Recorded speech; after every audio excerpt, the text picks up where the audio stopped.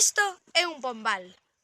Todos estos pequenos espazos son onde aniñan as pombas. Os pombais eran propios dos pazos, reitorais e grandes casas labregas.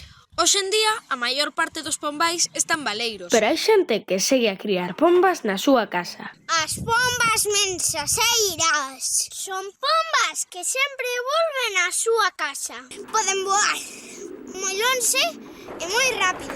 As pombas foron domesticadas hai miles de anos. Foron encargadas de levar novas, mensaxes urxentes e ata participaron en guerras. As mensaxes das pombas chámanse columbogramas.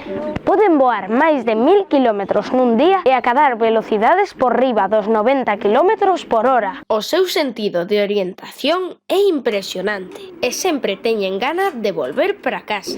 Como a ti cando estás no dentista. Ou na cea de empresa. É moi probable que teñas pombas mensaxeiras vivindo preto da túa casa e mesmo que viras algunha bandada sen decatarte de que o son. Saen todos os días a voar e collen práctica volvendo a casa dende diferentes lugares e distancias. Isto é unha solta de pombas. Tras un par de voltas de orientación xa coñecen o camiño ao seu pombal. Poden chegar antes ca ti indo en coche e a súa chegada queda rexistrada por esta antena colocada na porta. A cría de pombas consiste en telas sás, coidadas e felices.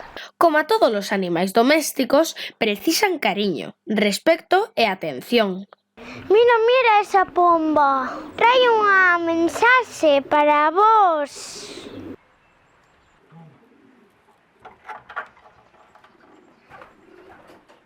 Ata logo, xentiña.